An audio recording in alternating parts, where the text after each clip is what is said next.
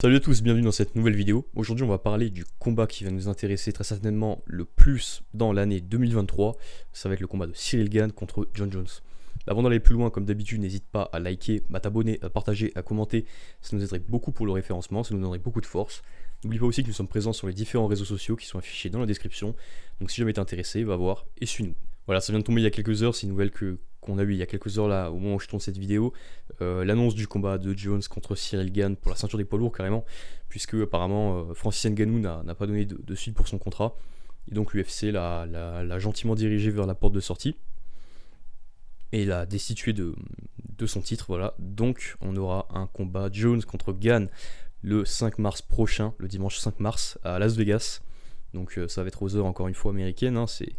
C'est une bonne vieille habitude de se lever à 1h ou 3h du matin. Donc voilà, donc ça va être un combat de dingue. Moi vraiment c'est un combat qui me hype vraiment, j'ai vraiment hâte de le voir. J'ai vraiment hâte de le voir parce que les deux ont de très très grosses aptitudes physiques et techniques. Et c'est ce qu'on va voir justement maintenant. On va essayer de comparer un petit peu les deux combattants, les deux styles, et voir qui, selon moi, partirait favori. Vous pouvez me dire en commentaire d'ailleurs si vous êtes d'accord avec mon analyse, et si vous voyez peut-être plus Jones ou Gane gagner. Et donc je vais vous dire ça tout de suite. Donc moi à titre personnel je pense que Gane a quand même le plus de chances de l'emporter. Déjà il est là depuis un petit moment dans la catégorie quand même. En poids lourd il a affronté des mecs comme Rozenstruik, il a battu Rozenstruik, il a battu Lewis, il a battu Dos Santos. Il a combattu contre le monstre qui est Francis Ngannou, comme je dis souvent. Et voilà, donc pour moi, en heavyweight, il a quand même prouvé beaucoup plus de choses que Jon Jones pour qu'il soit underdog, pour qu'il ne soit pas favori. Mais de l'autre côté, Jon Jones n'est vraiment pas à prendre à la légère. C'est un combattant très redoutable. On l'a pu voir en light heavyweight, qu'il est vraiment, il est monstrueux aussi. Vraiment avec un pied-point qui est particulier, très créatif. Il n'hésite pas à envoyer des jambes, il envoie des coudes, il a ses propres coups de coude retournés là, justement à la Bones. Des coups de coude qui l'ont souvent touché d'ailleurs, hein, il est bon pour les placer. Il est capable de tout faire, il a des techniques atypiques aussi comme les front kicks au niveau de la tête, comme il est souvent le plus grand dans sa catégorie.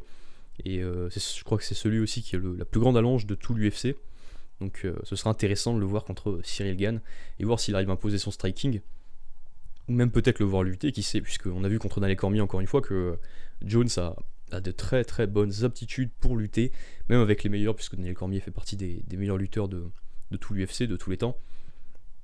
Et il a réussi à grappler avec lui. Mais de son côté, hein, Ciryl Gane, on n'a plus vraiment besoin de le présenter, mais je vais quand même le faire parce que c'est un peu le principe de la vidéo. Donc il est vraiment très très bon debout, de très bons coudes, de très bons genoux. Lui aussi quand même assez grand, et donc les genoux passent plutôt bien contre ses adversaires. On l'a pu le voir il me semble que c'était contre Derrick Lewis, où il a envoyé quand même de très beaux genoux au niveau du corps qui ont bien touché son adversaire. On a vu contre Francis Ngannou que la puissance de son opposant ne lui fait pas peur.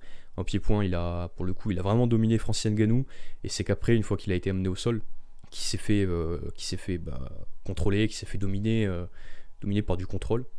Mais sinon, en pied-point, c'était vraiment, il n'y avait pas de match, hein. C'était Ciryl Gane qui était bien meilleur que Francis Ngannou. Au niveau des aptitudes physiques, alors on a vu quelques photos là qui sont sorties dernièrement de la prise de masse de Jon Jones. Il est vraiment monstrueux. On voit qu'il a vraiment pris beaucoup de masse musculaire. C'est plus du tout le même. On a juste vu une vidéo, il me semble qu'il était en t-shirt, mais on voit au niveau des biceps et des triceps, on voit qu'il a vraiment pris beaucoup de masse. Et j'ai vraiment hâte de voir ce combat. Ce qui est cool en plus, c'est que c'est bientôt, quoi. C'est à peine dans 2 mois, donc on aura le retour de Jon Jones après un long moment d'attente, après une longue prise de masse. D'ailleurs, ça aussi, je pense que c'est quelque chose qui est quand même plutôt positif si on se base du côté de Jones, c'est qu'il a pris du temps pour monter. Bien souvent, on a des combattants comme par exemple Israel Adesanya qui a vite monté pour essayer de battre Jan Blachowicz. Bon, ça l'a pas fait, hein, une différence de poids, hein. Vraiment la différence de poids a été déterminante, surtout dans les phases de grappling. Mais là, Jon Jones, il se précipite pas, il prend son temps, il veut faire les choses bien. Mais ça, c'est à l'image de Jones, hein, même si c'est ce que j'avais dit une fois, et en commentaire, on m'avait répondu que Jones en même temps était un petit peu tombé pour stupéfiant, pour dopage, et que donc voilà, c'était un peu biaisé ce que je disais. Mais oui, c'est sûr qu'il a été pris pour OPO. Mais toujours est-il qu'en tout cas, il arrive toujours très bien préparé dans ses combats. Alors voilà, c'est un peu discutable, hein, c'est même complètement discutable ce qu'il a fait, c'est condamnable. Mais voilà, toujours est-il qu'en tout cas dans ses combats, il ne déçoit jamais, il donne toujours à 100%. Il fait toujours de très beaux combats, avec des bonnes aptitudes physiques et techniques, comme j'avais dit juste avant.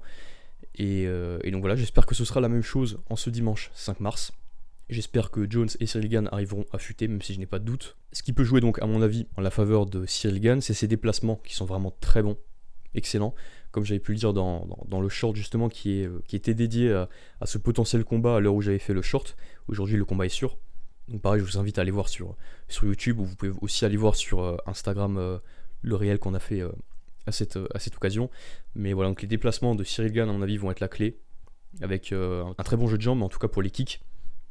Très bon jeu de kick du coup. Et je pense que les kicks aussi vont être déterminants. Des middle kicks, des low kicks. Je le verrais bien envoyer tout ça pour essayer d'épuiser un Jon Jones qui a fait une prise de masse quand même. Parce que même s'il prend son temps, une prise de masse c'est pas anodin. Ça reste quand même assez lourd à encaisser pour un corps. Mais pour des athlètes de très haut niveau, une prise de masse c'est quand même. C'était pas anodin en tout cas pour le corps humain.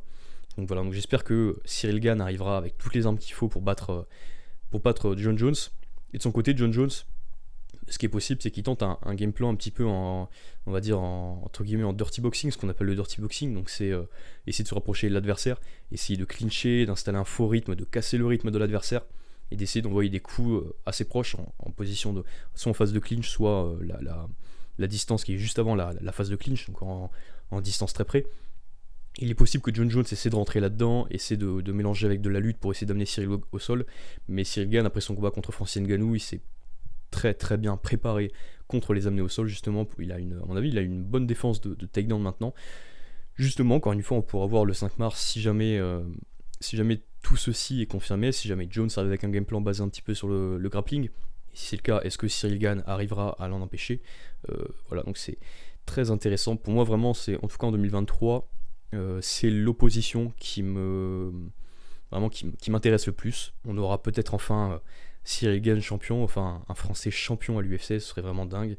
Voilà, donc n'hésitez pas à me dire en commentaire, comme j'ai dit, ce que vous pensez du combat, si vous pensez que mon pronostic, le fait que Cyril Gane puisse l'emporter par décision, moi je le verrai l'emporter par décision. Je pense pas qu'il puisse finir Jon Jones. En tout cas, ça me surprendrait beaucoup et ce serait vraiment quelque chose de fou. Et en tout cas, je lui souhaite vraiment à Cyril Gane. Mais dites-moi si mon pronostic vous paraît cohérent. Dites-moi si vous êtes d'accord. Qui vous verrez gagner, de quelle façon et au bout de combien de temps si jamais c'est une finition. Voilà. Donc dites-moi tout ça en commentaire. Merci d'avoir regardé la vidéo jusqu'ici. Et puis on se dit à la prochaine.